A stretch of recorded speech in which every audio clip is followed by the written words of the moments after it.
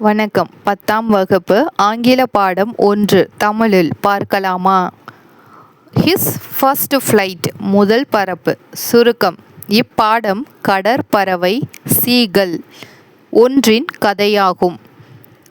அதற்கு பறக்க மிகவும் பயமாக இருந்தது. எனவே அதன் பெற்றோர், சகோதர சகோதரிகள் பறந்து சென்றுவிட்டனர். உணவு கிடைக்காமல் தனித்து விடப்பட்ட அந்த பறவை தன் தாயின் ஊக்கத்தாலும் பசியின் காரணமாகவும்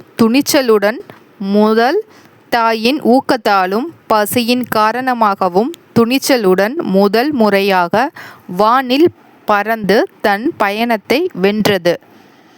இதுவே இப்பகுதியின் மைய கருத்து.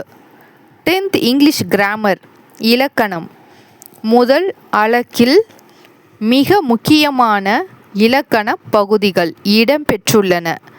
அவற்றுள் சில: யூடியூப் ஸ்கை பிசிக்ஸ் +1, ஸ்னாப்சஸ் அண்ட் ஆன்டோனிமஸ், பாடம் மற்றும் செய்யுள் உள்ள கடினமான வார்த்தைகளுக்கான பொருள் மற்றும் எதிர்ச்சொற்கள், பார்ட்ஸ் ஆஃப் ஸ்பீச் பெயர்ச்சொல், நவுன், வினைச்சொல் வெர்ப், வினை உரிச்சொல் அட்வெர்ப், உரிச்சொல் அட்ஜெக்டிவ் போன்றவற்றை அடையாளம் காணுதல்.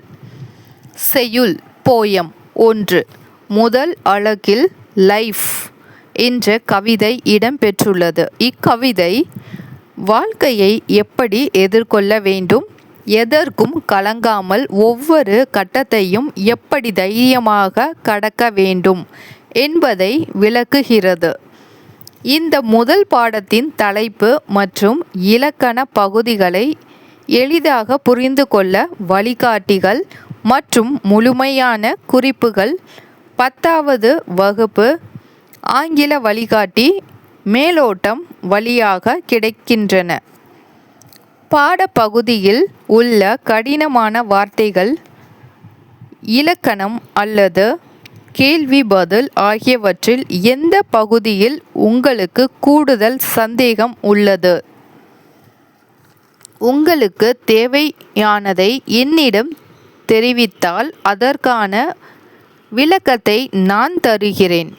யூனிட் 1 ப்ரோஸ் உரைநடை பகுதி, யூனிட் 1 போயம் செய்யுள் பகுதி, கிராமர் இலக்கணம் பகுதிகள்.